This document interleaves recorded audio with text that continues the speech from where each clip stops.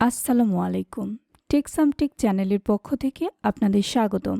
সাথে আছে আমি নিশা তাসনিম নীলা, সহকারী প্রশিক্ষক, রাজশাহী কলেজ আইসিটি প্রজেক্ট।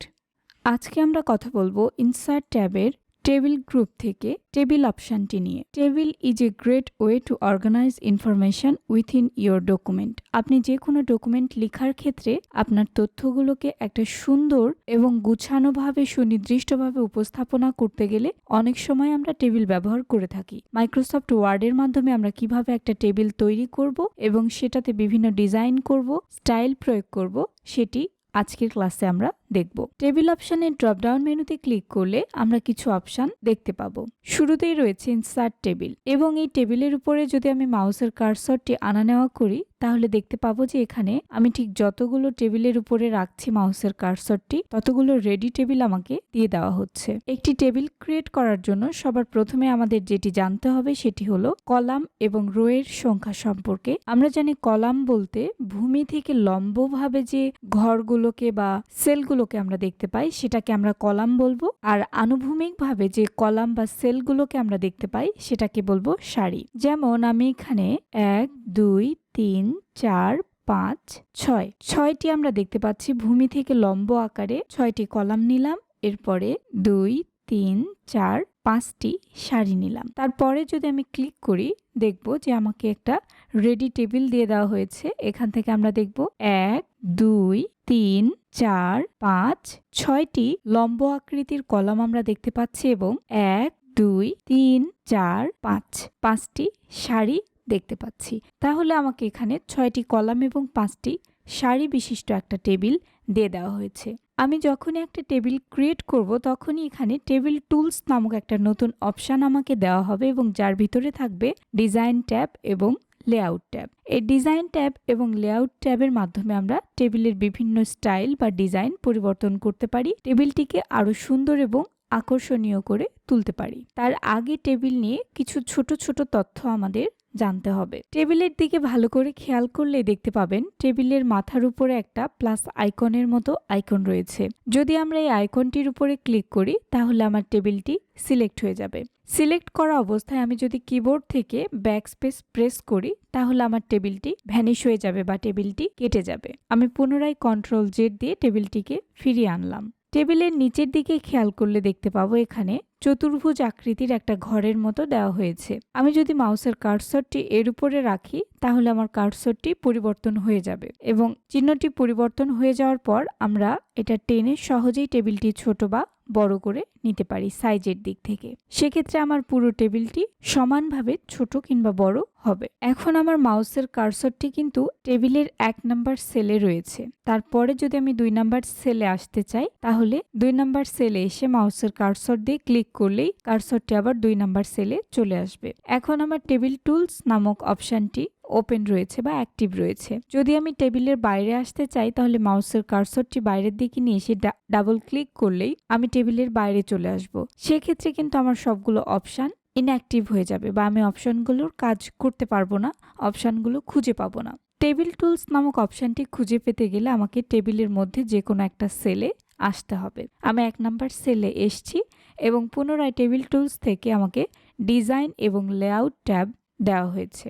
শুরুতেই রয়েছে ডিজাইন ট্যাব। ডিজাইন ট্যাবের উপরে ক্লিক করলে শুরুতে দেখতে পাবো টেবিল স্টাইল নামক একটা গ্রুপ। আমরা জানি মাইক্রোসফট ওয়ার্ডের ক্ষেত্রে যে কোনো কাজ করার পূর্ব শর্ত হচ্ছে সিলেক্ট করে নেওয়া। সিলেক্ট করা আমরা আগেই শিখেছি।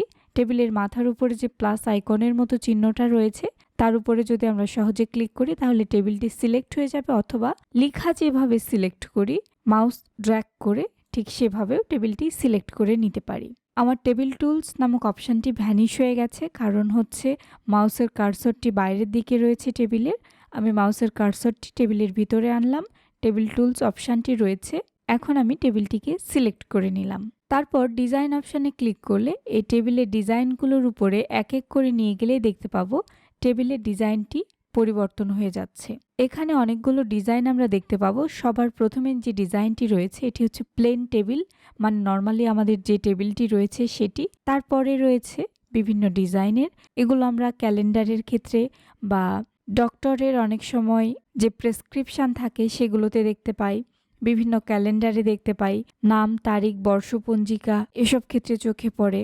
আবার তারপরে যে রঙিন টেবিলের ডিজাইনগুলো রয়েছে এগুলো বিভিন্ন দোকানের ক্যাশ মেমো তৈরিতে, রেজাল্ট শিট তৈরিতে বা বিভিন্ন ক্ষেত্রে আমরা ব্যবহার করে থাকি। আপনাদের বোঝানোর সুবিধার্থে আমি বেশ চমৎকার একটা কালার নিয়ে টেবিলটি তৈরি করেছি। এখানে আমার টেবিলটির কালার এরকম হয়ে গেল। আমার মনে হলো যে আমি কালারটি ঠিকঠাক নিইনি বা কালারটি এত গাঢ় নিলে আমি টেবিলের ভিতরে লিখাই দেখতে পাবো না।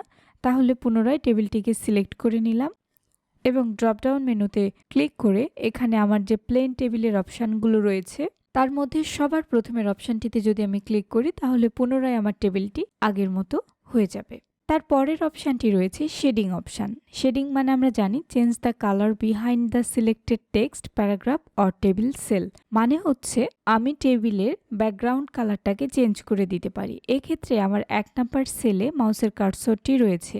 যদি আমি শেডিংটা যে কোনো একটা কালারের দিই তাহলে আমার শুধু সেই সেলটির কালারই পরিবর্তন হয়ে যাবে। অন্যথায় আমি যদি টেবিলটিকে পুরোটা সিলেক্ট করে নিই এবং তারপরে শেডিং থেকে যে কোনো একটা কালার দিই তাহলে আমার পুরো টেবিলটির কালার পরিবর্তন হয়ে যাবে। পুনরায় আমি টেবিলটিকে সিলেক্ট করলাম এবং শেডিংয়ে গিয়ে আমি যদি কালারগুলো না চাই তাহলে নো কালার করলে কালারগুলো সব মিশে যাবে। আরেকটা অপশান রয়েছে এখানে মোর কালার। মোর কালার মানে বুঝতেই পারছেন এটা হচ্ছে 8GB থেকে কালার নেওয়া যাবে। আপনি চাইলে এই কালারগুলো ব্যবহার করতে পারেন। তার পরের অপশানটি রয়েছে বর্ডার স্টাইল।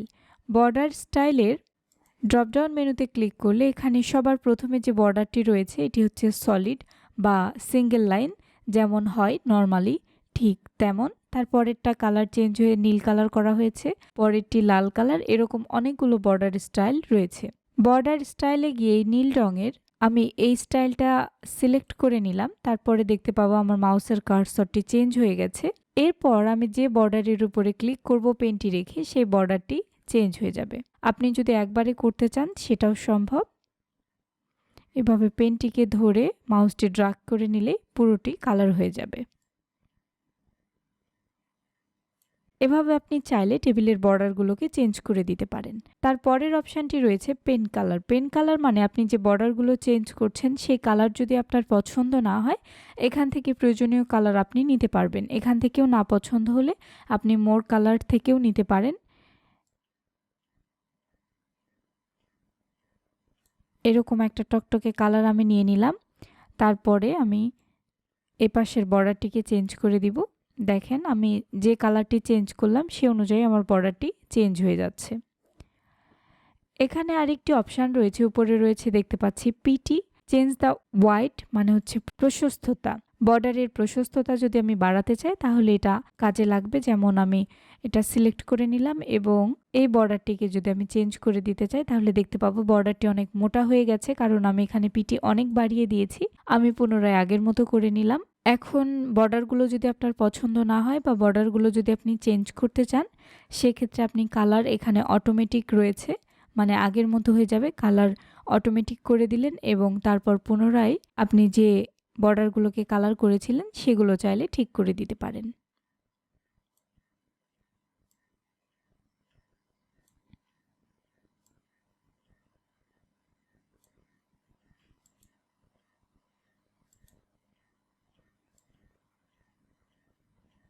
তার পরের যে অপশানটি রয়েছে এটা হচ্ছে বর্ডার।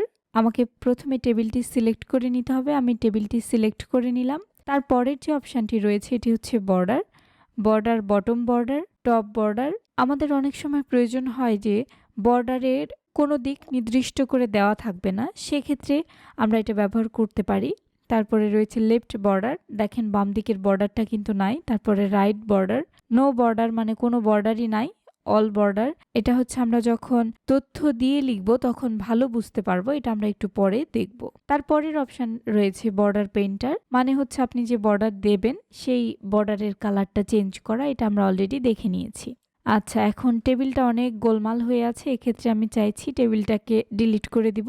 সেক্ষেত্রে টেবিলটি পুনরায় সিলেক্ট করে কিবোর্ড থেকে ব্যাকস্পেস প্রেস করলে টেবিলটি চলে যাবে। এরপর পুনরায় আমি ইনসার্ট অপশানে গিয়ে টেবিলের ড্রপডাউন মেনুতে ক্লিক করলাম। আমি এখানে রেডি টেবিল নিয়ে নিয়েছিলাম আগেরবার, তার নিচের অপশানে যাব। এখানে রয়েছে ইনসার্ট টেবিল। যদি আমি ইনসার্ট টেবিলের উপরে ক্লিক করি এরকম একটা ইন্টারফেস আসবে। এখানে রয়েছে নাম্বার অফ কলাম, মানে আপনার যতগুলো কলাম প্রয়োজন আপনি ততগুলো এখানে লিখে দিতে পারেন।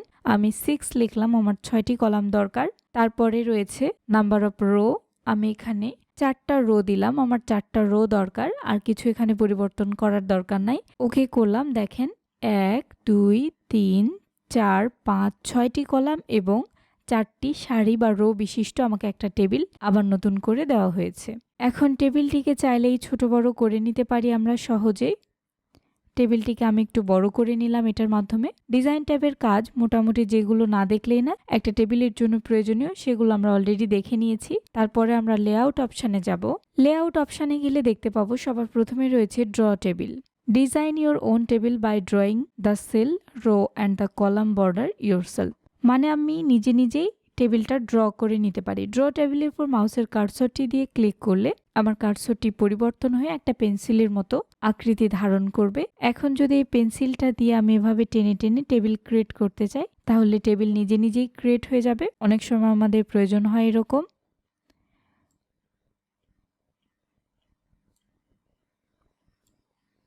তো আমরা চাইলে খুব সহজে এভাবে নিজে টেবিল ড্র করে নিতে পারি। তার পাশে রয়েছে ইরেজার অপশান, মানে হচ্ছে আপনি টেবিল যেগুলো অনেক বেশি আঁকাআঁকি করেছেন সেগুলো আপনি ইরেজ করতে পারবেন। যেমন এখানে আমি বেশি আঁকাআঁকি করেছি, এগুলোকে আমি ইরেজ করে দিলাম।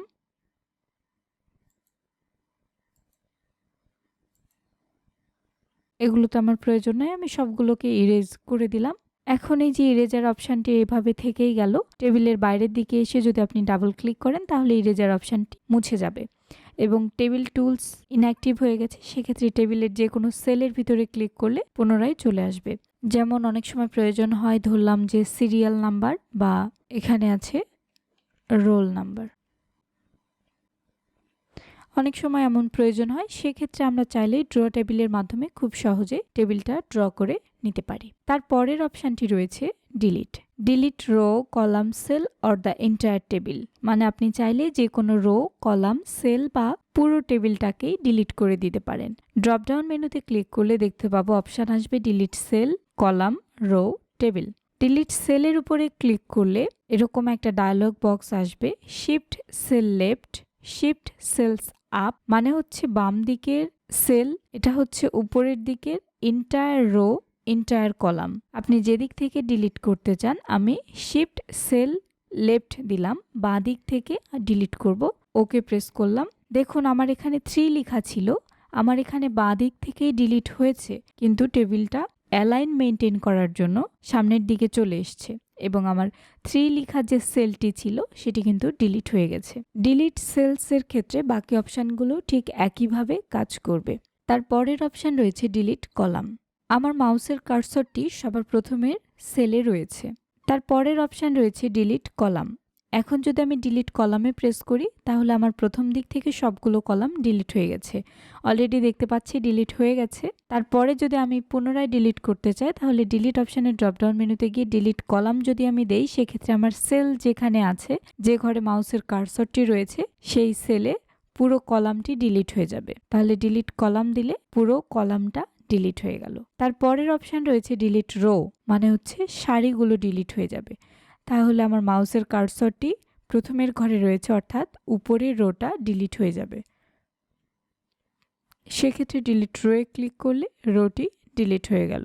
এবং তার পরের অপশান রয়েছে ডিলিট টেবিল, মানে পুরো টেবিলটি ডিলিট হয়ে যাবে। ডিলিট এন্টায়ার টেবিল যদি আমি ক্লিক করি তাহলে আমার পুরো টেবিলটি ডিলিট হয়ে গেছে।